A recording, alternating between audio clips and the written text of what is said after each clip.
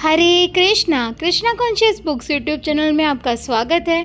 हम रीड कर रहे हैं श्रील प्रभुपाद लीलामृत का द्वितीय भाग। आज से हम स्टार्ट करेंगे प्रकरण नंबर 58, बोस्टन का दौरा। बोस्टन मई 1968। यह घर उस ऊंचाई पर बनी रेल लाइन के निकट बोस्टन के निम्न वर्ग के पड़ोस में था, किंतु सत्स्वरूप इससे अच्छा घर नहीं ले सकते थे। 24 जुलाई 1967 को भारत के लिए रवाना होने के पहले प्रभुपाद ने सत्स्वरूप को बोस्टन भेजा था। भेजते समय उन्होंने स्नेह से सत्स्वरूप की पीठ पर आशीर्वाद के रूप में अपना हाथ ऊपर नीचे फेरा था। पहले तो सत्स्वरूप अकेले थे। वे कल्याण विभाग में पूर्णकालीन कार्य करता थे और उन्हें उम्मीद थी कि केंद्र के उपयुक्त कोई स्टोर फ्रंट ढूंढ लेंगे। तत्पश्चात हंसदूत तथा उसकी पत्नी हिमवती उनके साथ रहने लगे थे। इसी तरह जदुरानी भी उनके साथ रहने लगी थी, क्योंकि उन्हें न्यूयॉर्क मंदिर में कला का अपना कार्य करने में कठिनाई हो रही थी। हंसदूत भोजन बनाता, हिमवती उसकी सहायता करती थी और घर की सफाई करती और बुहराती थी। जदुरानी चित्र बनाती और सत्स्वरूप अपने काम पर जाते। रविवार के दिन वे सभी बोस्टन कॉमन्स में कीर्तन करते। श्रील प्रभुपाद ने सितंबर मास में वृंदावन से अपनी प्रसन्नता व्यक्त करते हुए पत्र में लिखा कि उनकी अनुपस्थिति में भी उनके शिष्यों ने बोस्टन में कृष्ण भावनामृत केंद्र खोल लिया है। उन्होंने लिखा, मैं शारीरिक रूप से उपस्थित हूँ या नहीं, किंतु कार्य तो चलते रहना है। कृपया बोस्टन केंद्र को अति उत्तम बना ले। पत्र के अंत में उन्होंने लिखा, छात्रों की संख्या अधिक होने से वहाँ संभावना बहुत अच्छी है। बोस्टन के भक्तों ने प्रभुपाद के इस पत्र को अत्यधिक महत्वपूर्ण माना और जो जो भी इसका अध्ययन करते और उसका उदाहरण देते, त्यों उनका विश्वास प्रबल होता जाता। भोजन पकाते समय हंसदूत प्रभुपाद ने पत्रों में जो लिखा था उसके विषय में सोचता। सत्स्वरूप ट्रेन से काम पर जाते समय तथा अपनी जपमाला में जप करते समय पत्र पर ध्यान करता, और वे स्त्रियां जो प्रायः परस्पर झगड़ती कि जदुरानी अपने कमरे को साफ क्यों नहीं रखती, प्रभुपाद के इस नए पत्र का संदर्भ देते हुए अपनी बातचीत में सुधार लाती। बोस्टन में कुछ महीनों के बाद सत्स्वरूप ने एक छोटा सा स्टोर फ्रंट किराए पर ले लिया।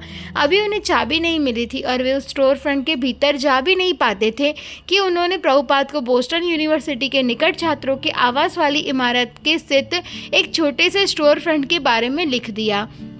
जब सत्स्वरूप पहली बार इस स्टोर फ्रंट के भीतर प्रवेश करने गए तो अकेले आए और उन्होंने खाली फ्रंट कमरे, तल तथा तेल बर्नर को ही देखा था, किंतु वे जैसे ही वहां से चलने लगे कि फर्श पर उन्हें नीले रंग का हवाई पत्र मिला।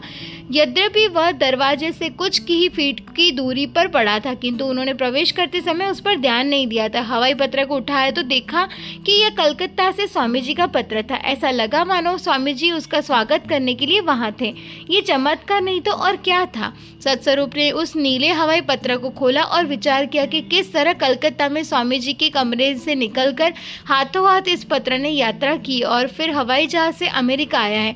यह बड़े मेल बैग में हजारों अन्य पत्रों के साथ आया और विलक करके ऐसी इमारत में लाया गया है जहां कोई नहीं रह रहा था। फिर भी डाके ने इसे दरार के अंदर डाल दिया और यह कुछ फीट सरक कर फर्श पर गिरा, जहां यह कई दिनों से पड़ा रहा। निसंदेह यह डाक सेवा चमत्कार से कम नहीं है, किंतु डाकिये को जो बात संभवतः समझ में नहीं आई होगी वह यह थी कि इस हल्के से हवाई पत्र में कुछ बहुत लिखा है। सत्स्वरूप ने खिड़की पर बैठकर स्वामी जी के इन शब्दों को पढ़ा, मैं समझ सकता हूँ कि तुमने बोस्टन में बहुत अच्छा स्थान प्राप्त कर लिया है और वहाँ पर छात्र समुदाय के मध्य हमारे आंदोलन को आगे बढ़ाने की अच्छी संभावना है। हमारा आंदोलन निश्चित रूप से तुम्हारे देश में छात्र वर्ग में अत्यधिक आगे बढ़ने वाला है, और यदि हम तुम्हारे देश के छात्र समुदाय को आकर्षित करने में सफल होंगे तो निश्चय ही यह आंदोलन संसार भर में फैल जाएगा और श्री चैतन्य महाप्रभु की भविष्यवाणी सत्य हो जाएगी कि विश्व के हर ग्राम तथा हर नगर में उनका यशस्वी संकीर्तन आंदोलन प्रसिद्ध हो जाएगा। कृपया अपने मन तथा हृदय से इसके लिए प्रयत्न कीजिए। कृपया आपका जीवन सफल मिशन बन जाएगा। सत्स्वरूप ने इस पत्र को ही पुष्टि मान लिया कि उन्हें यह मकान ले लेना चाहिए, किंतु उसके स्थान कम होने तथा गर्म पानी न आने से तथा हिमवती के गर्भवती होने के कारण हर्षदूत ने अपनी पत्नी सहित मार्शल मंदिर में चले जाने का निर्णय लिया। किंतु उसी समय एक अन्य शिष्य प्रद्युमन बोस्टन आ गया, अतः सत्स्वरूप, जदुरानी तथा प्रद्युमन इन छोटे से स्टोर फ्रंट में चले गए। श्रील प्रभुपाद ने भारत से सदस्वरूप को पत्र लिखा कि तुम बोस्टन के किसी विश्वविद्यालय में मेरे लिए लेक्चर के रूप में नियुक्त के लिए प्रयास करो। श्रील प्रभुपाद का तर्क था कि इस नियुक्ति से उन्हें संयुक्त राज्य में स्थायी निवास करने का अवसर मिल जाएगा। सर्वप्रथम सदस्वरूप हार्वर्ड गए, जहां प्रशासक तथा संकाय सदस्यों ने उन्हें एक कार्यालय से दूसरे कार्यालय में भेज दिया। यद्यपि उनमें से कुछ सदस्य विद्वान स्वामी उनकी पुस्तकों तथा उनके मिशन के बारे में सुनने को उत्सुक थे, किंतु उनमें से किसी ने गंभीरतापूर्वक स्वामी के नाम को हार्वर्ड संकाय के सदस्य के रूप में समर्थन देने पर विचार नहीं किया। किंतु सदस्वरूप एक कार्यालय से दूसरे कार्यालय जाते रहे। वे स्वामी जी के विचार में मग्न रहते और प्रार्थना करते रहते कि एक श्रेयस्कर तथा प्रभावशाली शिष्य बन सके। उन्होंने यह अनुभव किया कि इन शिक्षकों में से ऐसे व्यक्ति के प्रति प्रशंसा का अभाव है जो वास्तव में सभी से सर्वाधिक महत्वपूर्ण शिक्षक था। वाइडनर लाइब्रेरी के एक प्रसिद्ध संस्कृत प्रोफेसर ने एक कोने में बैठे बैठे सदस्वरूप से लगभग आधे घंटे तक स्वामी जी के विषय में सुना और उनसे वेदों के विषय में बातें की, किंतु वह प्रोफेसर उस पत्र पर हस्ताक्षर करने में अक्षम था कि स्वामी जी को अमेरिका आने के लिए बुलाया जाए। अंततः कई दिनों की भागदौड़ के बाद सदस्वरूप एक सार्वजनिक भवन में नवंबर की एक शाम के लिए एक हाल आरक्षित करने में सफल रहे। सबसे बड़ी कठिनाई उस भवन के क्लर्क से भवन के पत्र शीर्ष यानी लेटर हेड पर एक पत्र टाइप कराने में हुई, जिसमें यह लिखा था कि स्वामी भक्ति वेदांत नवंबर में एक रात्रि को इस हाल में व्याख्यान देंगे। यद्यपि एक छोटी सी विजय थी, किंतु जो भी सदस्वरूप अत्यधिक प्रसन्न हुए। उन्होंने हार्वर्ड का यह पत्र स्वामी के पास भेज दिया। उन्होंने कृतज्ञता पूर्वक इसका उत्तर दिया, किंतु यह लिखा कि यदि लेक्चर के रूप में नियुक्त हो जाती तो अच्छा होता। नवंबर आ गया, किंतु स्वामी जी अभी भी भारत में थे। अतः सदस्वरूप प्रद्युमन तथा जदुरानी ने स्वयं ही इस कार्य में भाग लिया और छात्रों के साथ सजीव वाद विवाद किया। हार्वर्ड क्रिम्सन ने भक्तों का चित्र छापा और उन्हें देवदूत कहा। श्रील प्रभुपाद ने कहा कि उनकी अनुपस्थिति में उनके शिष्य कृष्ण भावनामृत के देवदूत की तरह भूमिका निभा रहे हैं। यह अच्छी बात है। भारत से सैन फ्रांसिस्को के लिए श्रील प्रभुपाद के रवाना होने के 2 सप्ताह पूर्व एक रात्रि को सदस्वरूप ने सपना देखा कि प्रभुपाद बोस्टन आ चुके हैं। जब उन्होंने इसके बारे में प्रभुपाद को लिखा तो उन्होंने उत्तर दिया, तुमने अपने पत्र में लिखा है कि तुम लोगों के बीच फिर से मेरी उपस्थिति अद्भुत होगी। मैं मानता हूँ कि तुम लोगों के साथ होना अद्भुत होगा। भगवान नृसिंहदेव से तुम्हारी प्रार्थना मुझे स्वास्थ्य लाभ करने में सहायक बन रही है और तुम्हें जानकर प्रसन्नता होगी कि मैं 14 दिसंबर को सैन फ्रांसिस्को पहुँच रहा हूँ। मैं समझ सकता हूँ कि तुम सब 24 घंटे मेरे बारे में सोचते हो और इसलिए सदस्वरूप ने यह सपना देखा कि मैं बोस्टन आ गया हूँ और उसके साथ स्वयं को आनंदित अनुभव कर रहा हूँ। श्रील प्रभुपाद 14 दिसंबर 1967 को सैन फ्रांसिस्को पहुंच गए। अगले दिन एक भक्त ने बोस्टन के भक्तों को फ़ोन पर स्वामी जी के वहां पहुंचने का पूरा विवरण बताया। उसने यह भी कहा कि वह कोशिश करेगा कि स्वामी जी उनसे फ़ोन पर बात करें। तब एक रात बोस्टन स्टोर फ्रंट में फ़ोन की घंटी बजी और यह फ़ोन स्वामी जी का था। जदुरानी ने इसका उत्तर दिया। उसने कहा कि उसने सुना है कि स्वामी जी हवाई अड्डे पर अत्यधिक स्वस्थ दिख रहे थे। वे जल्दी जल्दी चल रहे थे और धूप से उनका रंग सांवला हो गया था। जब प्रभुपाद ने इस बात का उल्लेख किया कि भारत से वे बिल्कुल अकेले आए थे, तो जदुरानी ने इस कथन को सुधारते हुए कहा, किंतु कृष्ण आपके साथ थे। इसके बाद सदस्वरूप बोले, स्वामी जी आपके बिना बिल्कुल अच्छा नहीं लगता। प्रभुपाद ने उत्तर दिया, हाँ, और मैं तुम्हारी बात भी सुन रहा हूँ। तब प्रभुपाद ने प्रद्युमन की बात की और उसने बतलाया कि वह किस तरह श्रीमद् भागवत को विज्ञापित करने में लगा है। तत्पश्चात प्रत्येक भक्त ने अन्यों से वही बात दोहराई जो स्वामी जी ने कही थी। हर एक ने स्वीकार किया कि स्वामी जी को कम से कम एक मूर्खतापूर्ण बात कही गई है, किंतु सबों ने यह माना कि स्वामी जी ने जो कुछ कहा वह अद्भुत था। सत्स्वरूप तथा प्रद्युमन की प्रसन्नता इस हद तक बढ़ गई कि वे फर्श पर लुढ़कने लगे। प्रभुपाद ने फ़ोन पर बताया था कि जब उन्होंने अमेरिका छोड़ा था तो उन्हें लौटने की बहुत कम आशा थी, किंतु कृष्ण ने उन्हें सूचित किया कि वे तुरंत मरने वाले नहीं हैं, इसलिए वे लौट आए हैं। उन्होंने कहा कि वे अपने अनेक शिष्यों से ही, जिन्हें वे नेक आत्माएं मानते हैं, कृष्ण भावनामृत की प्रेरणा प्राप्त कर रहे थे। बाद में प्रभुपाद ने सैन फ्रांसिस्को से बोस्टन के भक्तों को लिखा, यद्यपि अधिकाधिक रूप से मैं तुम लोगों का गुरु हूँ, किंतु मैं अपने सारे छात्रों को अपना गुरु मानता हूँ, क्योंकि कृष्ण के प्रति तुम लोगों का प्रेम तथा तुम्हारी सेवा मुझे शिक्षा देती है कि हमें किस तरह से निष्ठावान कृष्ण भावना भावित व्यक्ति बनना चाहिए। उन्होंने उनसे कहा कि यद्यपि तुम केवल 3 भक्त हो, किंतु तुम में से प्रत्येक को 300 का कार्य करना चाहिए। श्रील प्रभुपाद ने समझाया कि कृष्ण भावना भावित व्यक्ति कभी काम करने से थकता नहीं। प्रभुपाद को लगा कि यह उनके शिष्यों की आध्यात्मिक प्रगति का लक्षण है, जिनमें से अनेक शिष्य भक्ति से कभी थकते नहीं और अधिकाधिक कार्य से लदे रहना चाहते हैं। प्रभुपाद ने बोस्टन के इन 3 भक्तों को अलग अलग कार्य सौंप रखा था। जदुरानी चित्र बना दी थी। प्रभुपाद ने उसे बैक टू गॉडहेड को चित्रों से सुसज्जित करने के लिए कहा, जिससे पत्रिका सुंदर लगे। उन्होंने कुछ चित्रों को विशेष रूप से परिवर्तित कर रखा था तथा वृंदावन के राधा कृष्ण, भगवान विष्णु अपने संगियों सहित कीर्तन करते हुए चैतन्य महाप्रभु तथा इनके अलावा श्री भक्ति विनोद ठाकुर, भक्ति सिद्धांत सरस्वती तथा स्वयं स्वामी जी के चित्र। चूँकि जदुरानी को कला का अधिक प्रशिक्षण नहीं मिला था, अतः पहले उसके चित्र भद्दे होते थे और कभी कभी प्रभुपाद चित्र के दोषों को देखकर हंस पड़ते थे, किंतु वे जदुरानी से प्रसन्न थे, क्योंकि वह कार्य करते समय हरे कृष्ण का जप करती थी और प्रत्येक चित्र को उनके निर्देश अनुसार तैयार करती थी। यदि वह चित्र बनाते समय ध्यान मग्न रहती तो प्रभुपाद कहते कि जहाँ कहीं भी रहे वह वृंदावन तुल्य होगा। प्रभुपाद ने जदुरानी को पत्र लिखाकर आदेश दिया कि वह कला में रुचि रखने वाली अन्य महिला शिष्यों को एकत्र करके एक कला विभाग बनाए और कृष्ण के चित्रों से विश्व को प्लावित कर दे। वे कहते थे कि ये चित्र आध्यात्मिक जगत के लिए खिड़कियों के समान है। उन्होंने कई चित्रों के विषय में उसे निर्देश दिया। वैकुंठ लोक के विमान यहाँ जैसे विमान नहीं होते, वे उड़ते हुए हंस के समान होते हैं, जिसमें पीछे सिंहासन होता है जो सुनहरी पत्तियों से सजा होता रहता है और अति चमकीले लगते हैं। यह उड़ता हुआ पक्षी नहीं होता, अभी तो विमान का स्वरूप उड़ते हंस जैसा होता है।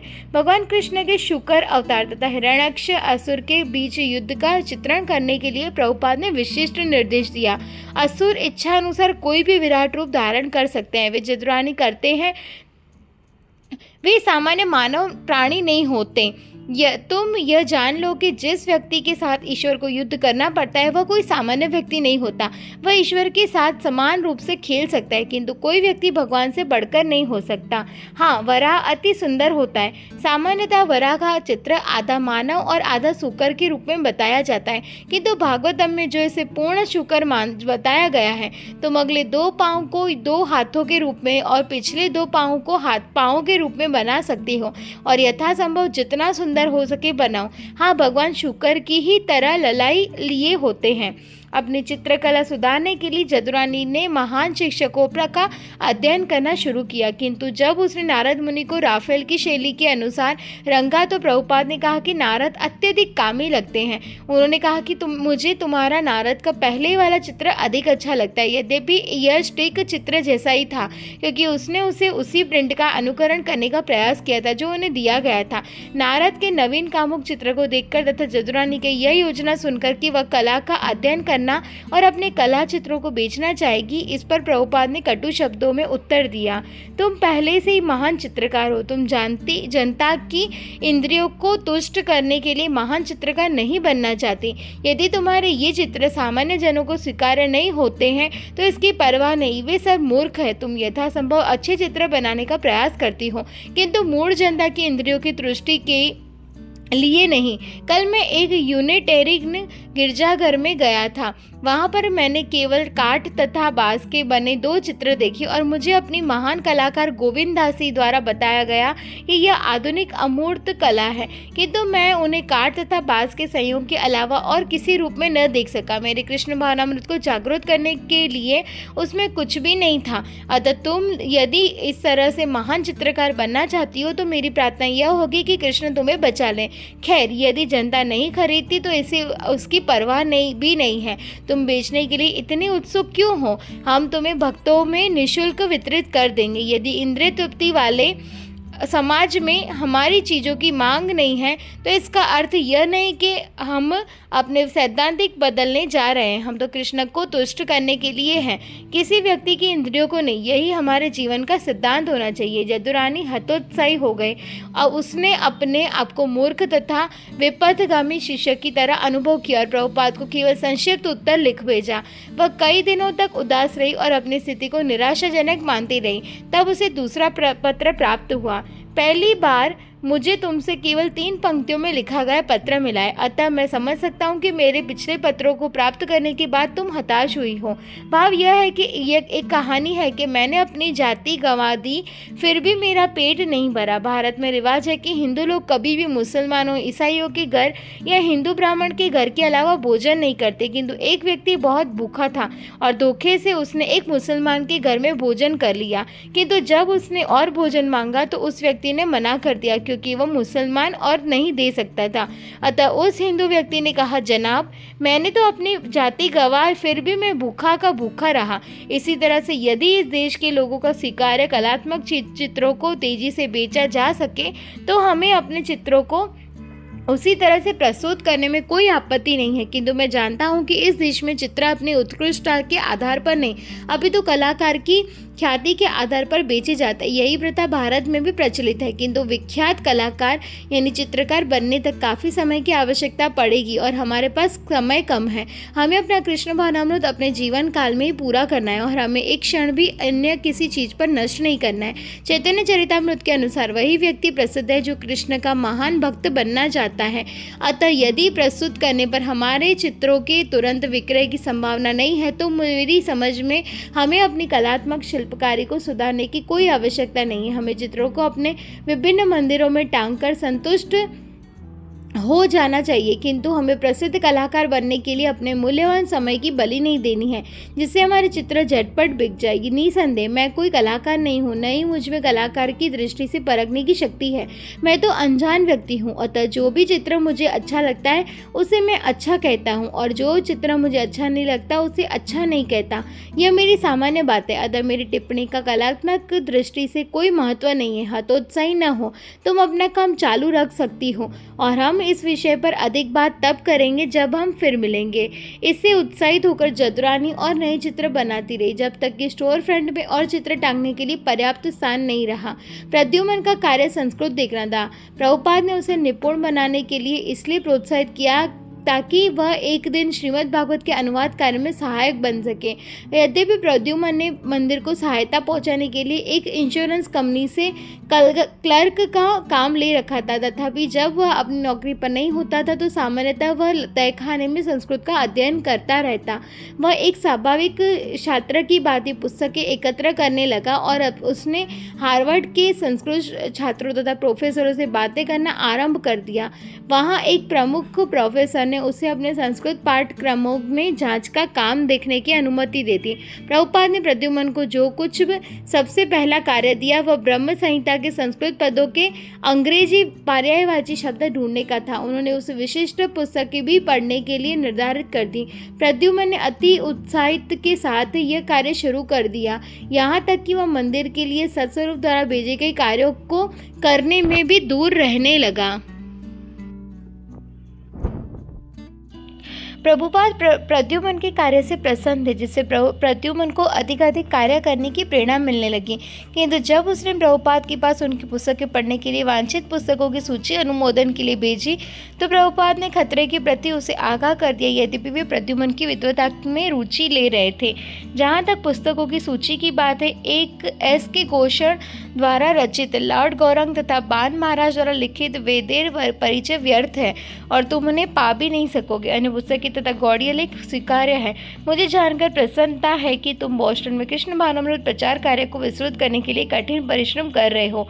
मैं यह कह सकता हूँ कि शास्त्रों को समझने के लिए यह व्यावहारिक लगन की रहस्य है। मेरे गुरु महाराज कहा करते थे कि जो व्यक्ति भक्ति में नहीं लगा रहता और अनेक पुस्तकें पढ़ता रहता है वह मानो मधु पात्र को बाहर से चाटता है। जो पुस्तक को वस्तु समझता है वह इसी तरह से संतुष्ट रहता है, किंतु हमें पात्र को खोलने और मधु का स्वाद लेने का रहस्य सीखना है। इस तरह से यदि हम केवल एक पुस्तक से एक श्लोक मात्र को समझ सके तो सिद्धि प्राप्त होती है। श्री चैतन्य महाप्रभु ने अनेक पुस्तकें पढ़ने के प्रति आगाह किया था। अमेरिका में मैं देखता हूँ कि पुस्तकों के खंड प्राप्त करना अति लोकप्रिय है, चाहे वह किसी में एक भी नहीं समझ पाए। निष्ठावान कार्य करने तथा गुरु के निर्देशों का पालन सतर्कता पूर्वक पालन करने से तुम कृष्ण कृपा द्वारा सफल हो गए। मैं कृष्ण भावनामृत में तुम्हारे आगे बढ़ने के लिए तुम सबों के लिए कृष्ण से सदैव प्रार्थना करता हूँ। तुम सभी निष्ठावान आत्माएं हो। जब प्रभुपाद ने बैक टू गॉडेड पत्रिका में संस्कृत शब्दों की वर्तनी में गलतियां देखी तो उन्होंने प्रद्युम्न से संस्कृत लिप्यंतरण को मानकीकृत करने के लिए कहा। प्रद्युम्न में रुचि थी और प्रभुपाद का आशा थी कि वह सफल विद्वान बनेगा। सत्स्वरूप का विशिष्ट कार्य टंकन करना और प्रभुपाद के श्रीमद् भागवत के श्रुतलेख को संपादित करना था। प्रभुपाद ने सर्वप्रथम 1966 में न्यूयॉर्क में यह कार्य सत्स्वरूप को सौंपा था और सत्स्वरूप ये कार्य तब भी करता था जब 1967 के प्रारंभ में प्रभुपाद सैन फ्रांसिस्को चले गए थे। बाद में उसी वर्ष जब प्रभुपाद बीमार पड़े और श्रुत लेखन बंद हो गया तो सत्स्वरूप के पास टंकन के लिए कोई कार्य नहीं रहा, किंतु भारत से लौटने के बाद श्रील प्रभुपाद ने पुनः श्रीमद् भागवत का अनुवाद कार्य प्रारंभ कर दिया। उन्होंने सत्स्वरूप को बोस्टन लिख भेजा कि एक श्रुत लेखन मशीन किराए पर ले और जैसे ही तुम मुझे बता दोगे कि तुम्हारे पास एक डिक्टाफोन है तो मैं तुम्हारे पास नियमित रूप से टेप भेजता रहूँगा। दिसंबर के अंत तक बोस्टन मंदिर में टेप आना शुरू हो गई। ये प्लास्टिक की रीलें थी। ग्रेडिंग श्रुतलेख टेप को जो सामान्य लिफाफे में लपेट रहे थे और स्टेपल करके उस पर स्वामी जी के हाथ से पता लिखा होता। पहले तो प्रति सप्ताह एक टेप आता रहता, किंतु बाद में अधिक तेजी से सप्ताह में 2 या 3 की दर से। सत्स्वरूप ने टंकन कार्य के लिए भोर का समय, जब अन्य लोग बिस्तर से उठे नहीं होते थे, अपने कार्य में जाने का पूर्व का समय निर्धारित कर रखा था। वे रसोई घर फर्श पर बैठकर ईयरफोन के माध्यम से प्रभुपाद की आवाज़ सुनते और टाइप करते जाते। वे सोचते कि पत्र पाने की अपेक्षा ये ज़्यादा ठीक है। स्वामी जी स्वयं कृष्ण भावनामृत का दर्शन पढ़ा रहे थे। सत्स्वरूप अपनी सेवा में इतना अनुरक्त हो गया कि उसका पूरा जीवन इसी के संबंध में बीतने लगा।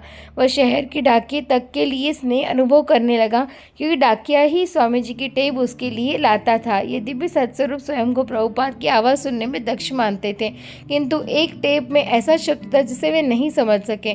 प्रभुपाद दिति के गर्भ में हिरण्यक्ष असुर के जन्म का वर्णन कर रहे थे। सत्स्वरूप को इस पर सुनाई पड़ा।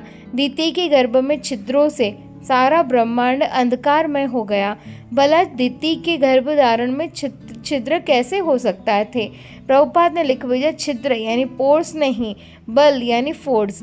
प्रभुपाद ने लिखा, अच्छा होगा कि जैसे ही तुम टेपों का टंकन करो, संपादन के बाद एक प्रति मेरे पास भेज दिया करो। एक प्रति मैं अपने पास रखूंगा और एक प्रति तुम्हारे पास रहेगी। कभी कभी नौकरी पर जाते समय बस में चढ़ते हुए सत्स्वरूप सो जाते और अपने कानों में स्वामी जी की आवाज़ को तेजी से टंकित करते स्वप्नों में सुनते। यह अति व्यक्तित्व सेवा थी। प्रभुपाद के पास 9 टेप थे और वे हिसाब रखना चाहते थे कि सत्स्वरूप के पास कितने हैं और कितने उनके पास वापस आ रहे हैं। प्रभुपाद ने लिखा, आज ही प्रातःकाल मैंने एक टेप भेजा है जो तुम्हें शायद कल मिले। मुझे तुम्हारे द्वारा संपादित श्रीमद् भागवत की जो प्रति मिली है वह बहुत अच्छी तरह संपादित हुई है। बोस्टन में शीतकालीन हिम तथा बर्फ गिरने से संध्या समय स्टोर फ्रंट में थोड़े ही लोग आते और भक्तगण घर के भीतर रहकर अपने अपने काम में लगे रहकर संतुष्ट थे। हर भक्त संतुष्ट था कि उसका कार्य पूर्ण रूपेण चल रहा है। प्रभुपाद ने बोस्टन पहुंचने की तिथि 1 मई निश्चित कर दी थी। उन्होंने सत्स्वरूप से कहा था कि वे बोस्टन के कई विश्वविद्यालयों में व्याख्यान करने का प्रबंध शुरू कर दें। जब भक्तों ने स्टोर फ्रंट के भीतरी भाग में के कुछ फोटोग्राफ प्रभुपाद के पास भेजे तो उन्होंने लिख भेजा, इससे मेरे मन में अच्छा अनुमान लग रहा है। यद्यपि फोटोग्राफरों में केवल एक छोटा सा खाली कमरा दिखाया गया है जिसे एक अधूरी वेदिका थी, किंतु प्रभुपाद इस आंतरिक सज्जा की दृष्टि से नहीं देख रहे थे। उनका अनुमान यह था कि बोस्टन में उनके शिष्य अपनी योग्यता के अनुसार कृष्ण भावनामृत में लगे हुए थे। महत्वपूर्ण बात यह थी कि वे कृष्ण की सेवा कर रहे थे। यदि कोई भी भौतिक वस्तु कृष्ण भावनामृत से जुड़ जाए तो वह मूल्यवान बन जाती है। जब प्रद्युम्न हर्निया के ऑपरेशन के लिए अस्पताल में प्रविष्ट हुआ तो सत्स्वरूप को पता नहीं था कि वे किस तरह ये खर्च वहन करेंगे। प्रद्युम्न के माता पिता ने मना कर दिया था, चूंकि अन्य कोई सहायक नहीं था। अतः सत्स्वरूप ने प्रभुपाद को लिखा कि क्या वह बिल चुकता कर दे, जिस तरह कोई आश्रित शिशु संसार से से भयभीत होकर सदैव अपने आश्रयदाता माता पिता की ओर निहारता है। सत्स्वरूप को श्रद्धा थी कि स्वामी जी हर बात जानते हैं और वे हर बात का निर्णय दे सकते हैं। इसके अलावा अन्य किसी को प्रद्युम्न की परवाह नहीं थी, न कि इस बात की कि कृष्ण भावनामृत केंद्र बोस्टन किस तरह $500 का अस्पताल का बिल चुकता करेगा। सत्स्वरूप इस निष्कर्ष पर पहुंचे कि यदि स्वामी जी सोचेंगे कि धन के लिए उनसे कहना बुरा है तो यह बात भी बता देंगे। श्रील प्रभुपाद ने अस्पताल बिल को एक झंझट समझा। भला उन्हें विश्व भर में फैले 10 विभिन्न केंद्रों के हर फॉर्म की चिंता क्यों करनी चाहिए।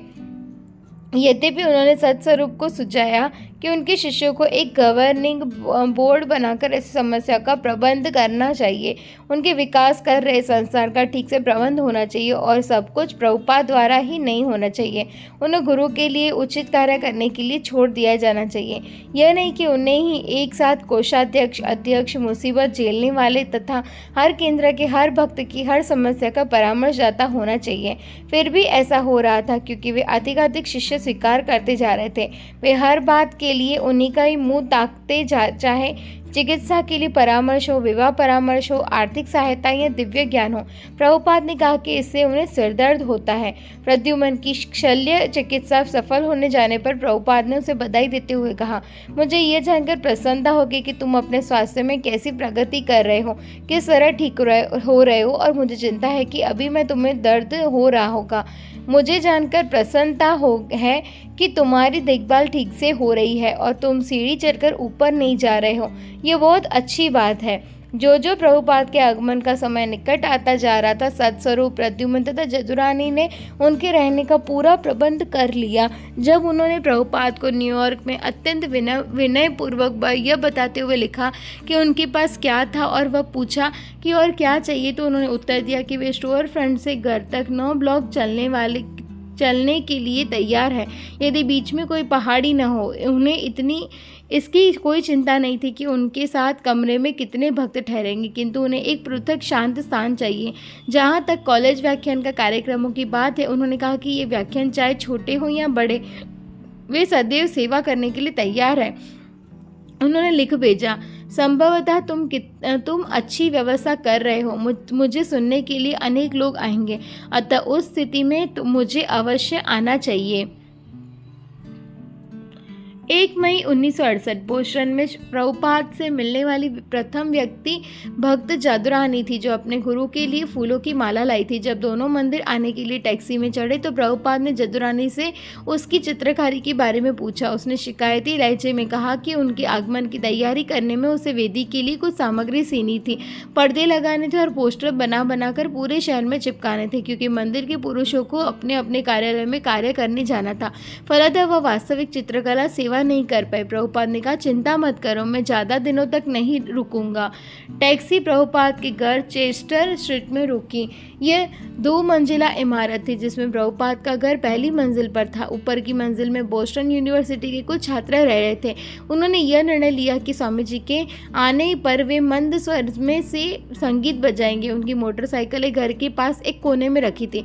लकड़ी की सीढ़ियों पर धीरे धीरे चढ़कर तथा सामने वाले बरामदे में से होकर प्रभुपाद अपने घर में घुसे। प्रभुपाद ने देखा कि सत्स्वरूप खड़े होकर स्टोव में कुछ पका रहे थे। सत्स्वरूप ने प्रणाम किया और तुरंत खाना पकाने में जुट गए। उन्होंने क्षमा मांगी कि वे हवाई अड्डे पर स्वामी जी को लेने नहीं जा सके। उन्होंने एक साथ 3 बर्नर जला रखे थे और वे प्रसन्न तथा साथ ही शिथिल लग रहे थे। प्रभुपाद ने पूछा, तुम क्या पका रहे हो? सत्स्वरूप ने उत्तर दिया, खीर, हलवा, पूड़ियाँ तथा एक सब्जी, और वे अन्य व्यंजनों को देखते जा रहे थे। उन्होंने इसी अवस्था में उत्तर दिया जबकि वे खीर हिलाते जा रहे थे। यह तो स्वामी जी का दैनिक भोजन चावल, दाल तथा चपाती न होकर रविवार के भोज जैसा था, किंतु सत्स्वरूप ये ही उत्तम व्यंजन बनाना जानते थे। प्रभुपाद मुस्कुरा दिए।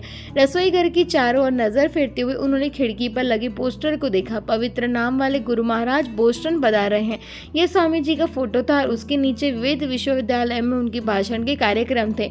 इसे पढ़कर प्रभुपाद का मुखमंडल चमक उठा। उन्होंने कहा, तुमने तो मेरे लिए पूरे माह का कार्यक्रम तय रखा है। फिर वे टहलते हुए रसोई घर से बाहर निकले आए।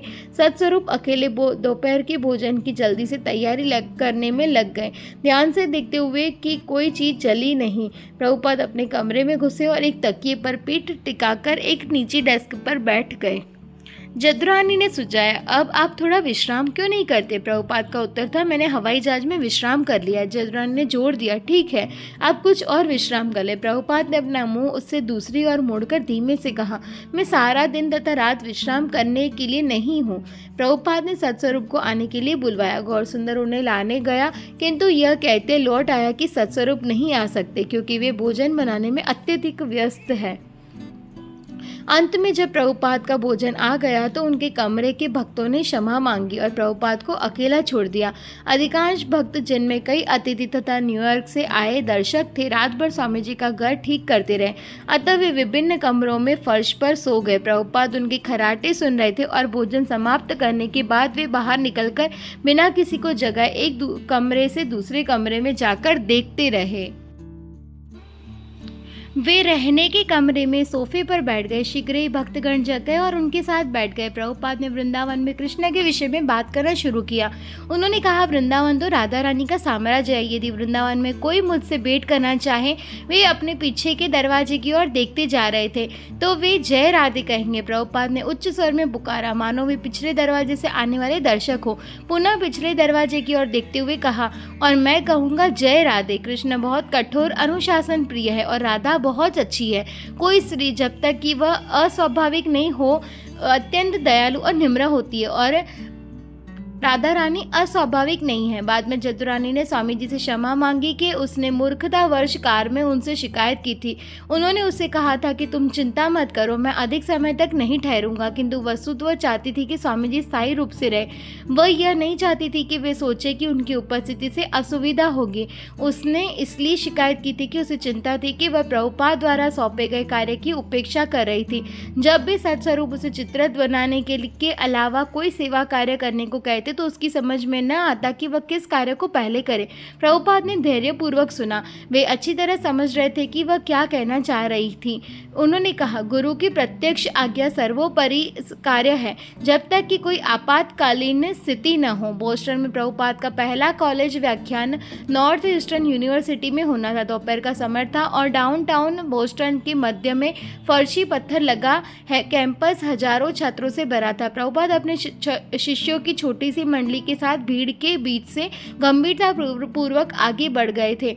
मुख्य इमारतों में से एक के प्रवेश द्वार पर कांसी धातु की बनी कुत्ते की एक मूर्ति थी। प्रभुपाद को मजा आया। कुछ पुराने शिष्य जानते थे कि स्वामी जी को अमेरिकनों द्वारा कुत्तों के प्रति लगाव से चिढ़ थी। वे कहा करते थे कि चूंकि अब लोगों की ईश्वर में रुचि नहीं है, अतः वे कुत्ते के भक्त है। गॉड यानी ईश्वर की पूजा न करके भौतिकतावादी लोग डॉग यानी कुत्ता, गॉड विल ऑफ डॉग, पर आसक्त है और इसे ही अपना सर्वोत्तम मित्र मानते हैं। प्रभुपाद के कुछ शिष्यों ने बता रखा था कि किस तरह अमेरिकी लोग अपने कुत्तों से लाड़ प्यार करते हैं, यहाँ तक कि कभी कभी वे अपने स्वामियों के साथ भोजन की मेज पर बैठते हैं या स्वामी के वसीयतनामे से अपने स्वामी की संपत्ति प्राप्त करते हैं। कुत्ते की मूर्ति देखकर मौन भाव से रुकते हुए प्रभुपाद ने पाश्चात्य मूल्यों की मुख्य आलोचना कर दी। लगभग 200 छात्र तथा कुछ शिक्षक एक छोटे से चैपेल यानी पूजा गृह की बैठक में ठूसे थे।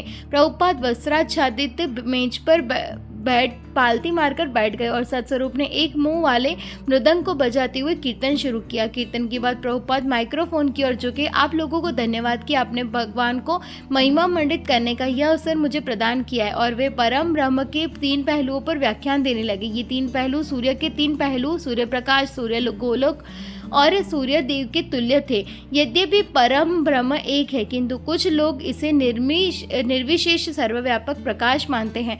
कुछ उन्हें समस्त जीवों के हृदयों में अंतर्यामी परमात्मा मानते हैं और कुछ उन्हें भगवान के रूप में देखते हैं। प्रभुपाद की यह वार्ता अत्यंत दार्शनिक थी। प्रभुपाद विषय से हटकर सूर्य के बारे में अधिक बातें करने लगी। उन्होंने कहा कि सूर्य में एक अतिशक विग्रह विवस्वान है, आप इस पर विश्वास नहीं कर सकते। उन्होंने महाभारत के उदाहरण दिया कि सूर्य पर सजीव प्राणी है जिनके शरीर अग्नि के हैं। जिस तरह कुछ जीवों के शरीर जल के भीतर रहने के अनुकूल होते हैं, उसी तरह से ऐसे जीव हैं जो अग्नि में रहते हैं। दोपहर की यह भीड़ विनम्रता पूर्वक सुनती रही। प्रभुपाद ने अपना आधे घंटे का व्याख्यान यह बताते हुए समाप्त किया कि परम जीव ईश्वर भौतिक बहिरंगा तथा आध्यात्मिक अंतरंग शक्तियों का उद्गम है। हम सारे जीव यद्यपि आध्यात्मिक है किंतु हमारी स्थिति तटस्थ है। इस भौतिक जगत में हम सभी लोग बहिरंगा शक्ति से आच्छादित है। हरे कृष्ण प्रार्थना का अर्थ है, हे प्रभु, मैं आपका सनातन अंश हूँ किंतु न जाने कैसे मैं भौतिक शक्ति के इस अज्ञान में आ गिरा हूँ। कृपया मुझे उठाकर आध्यात्मिक शक्ति में ले जाए।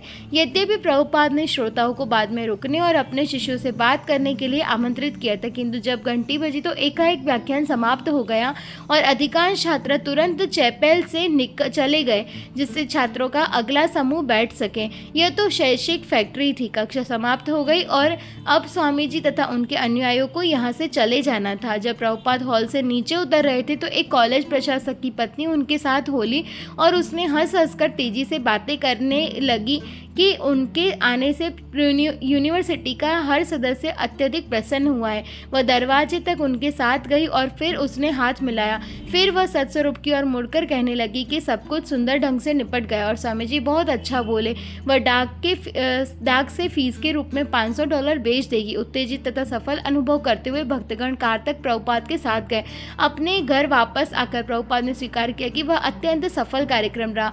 विस्तीर्ण मार्च चैपेल में बोस्टन यूनिवर्सिटी कार्यक्रम में बहुत कम लोग आए। यद्यपि हजारों छात्र ट्रालियों में सवार होकर कॉमनवेल्थ एवेन्यू के दोनों ओर बनी बड़ी भूरी इमारतों तथा भोजनालयों से आ जा रहे थे, किंतु स्वामी जी को सुनने केवल आधा दर्जन छात्र ही आए। भक्तों को कष्ट हुआ और वे अति क्षुब्ध थे तथा इतने कम लोगों के आने के लिए सत्स्वरूप की आलोचना कर रहे थे। यहाँ तक कि मंच पर भी बहुत खराब व्यवस्था की और प्रभुपाद को काफ़ी ऊंची तथा जर्जर मेज पर बैठना पड़ा। फिर भी बिना किसी झिझक के प्रभुपाद ने पूरा कार्यक्रम संपन्न किया, जिसमें प्रारंभ में कीर्तन हुआ जो आधे घंटे तक चला। उन्होंने न्यूयॉर्क से आए ब्रह्मानंद से अनुरोध किया कि परिचयात्मक भाषण दे। तत्पश्चात प्रभुपाद बोले। उनकी आवाज़ खाली चैपल में गूंज रही थी। व्याख्यान के बाद प्रभुपाद ने प्रश्न पूछने के लिए कहा। एक लड़का अपनी सीट पर खड़े होकर जोर जोर से बोला, क्या यह अद्वैत दर्शन है? ये एक चुनौती थी। भक्तगण बता रहे थे कि यह छात्र योग तथा अद्वैत के विषय में अपने स्वतंत्र विचार रखता था। प्रभुपाद ने उससे पूछा, क्या तुम अद्वैत दर्शन के बारे में जानते हो? उस लड़के ने उत्तर में कहा, सब कुछ एक है। जिस तरह की सारी नदियाँ सागर में प्रवेश करती है उसी तरह से हम सब उस परम एकत्व में प्रवेश करते हैं। श्रील प्रभुपाद ने उत्तर दिया कि यद्यपि नदी सागर में प्रवेश करती है किंतु सागर में उसका स्थान स्थायी नहीं होता। यही नहीं, जल भाप बनकर आकाश में जाकर बादल बन जाता है और पुनः सल बरस जाता है। यदि यह तर्क मान ले कि आध्यात्मिक दृष्टि से हर वस्तु एक हो जाती है जिस तरह की नदियाँ समुद्र में जा मिलती है, तब तो इस लड़की का वास्तविक निष्कर्ष स्वीकार करना पड़ेगा कि जल स्थल पर वापस आ जाता है।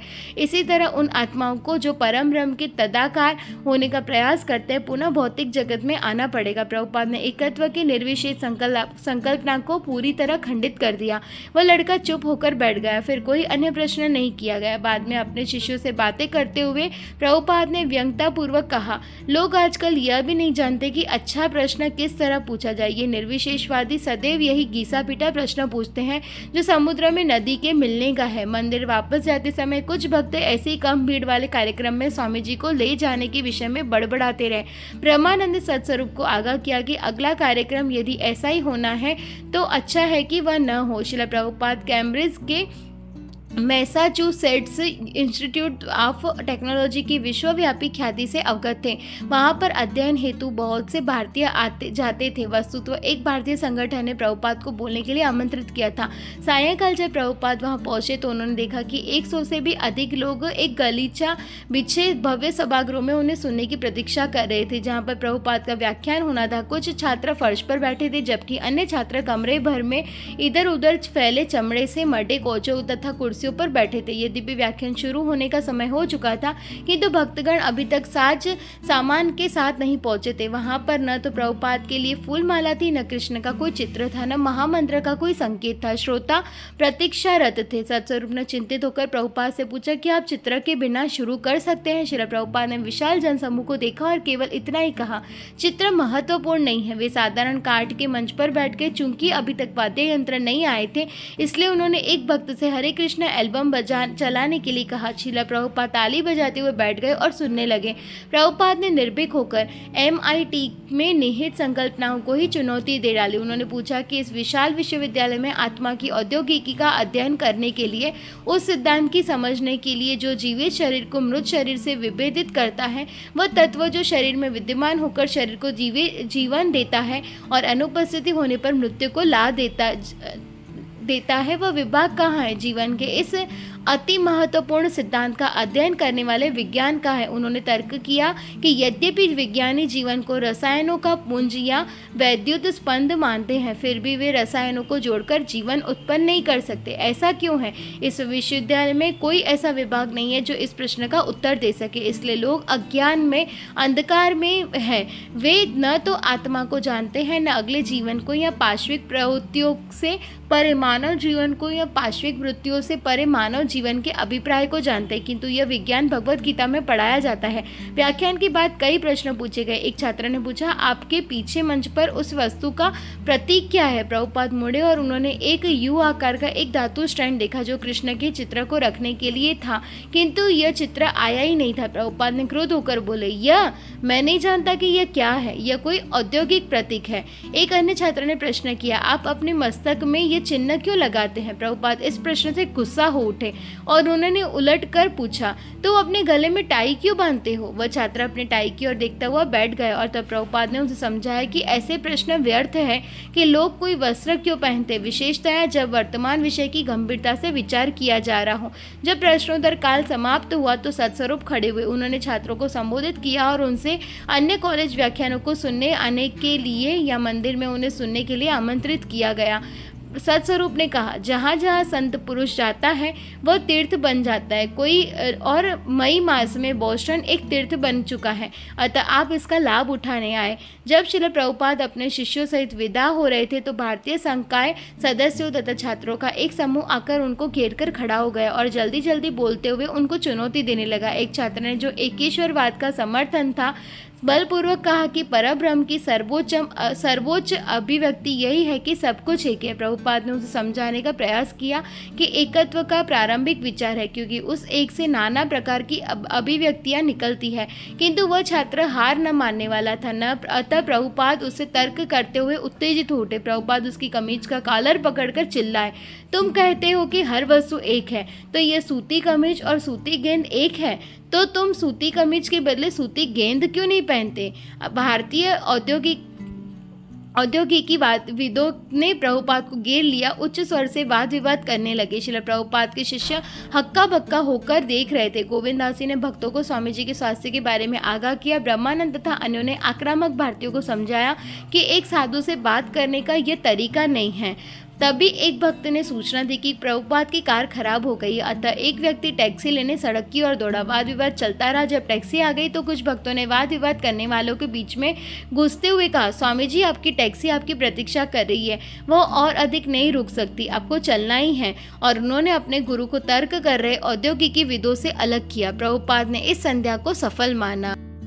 हरे कृष्णा। तो आज का चैप्टर यहीं तक। नेक्स्ट पार्ट में हम ये चैप्टर फिर से कंटिन्यू करेंगे। वांछा कल्पतरुभ्यश्च कृपा सिंधुभ्यः एव च पतितानां पावनेभ्यो वैष्णवेभ्यो नमो नमः।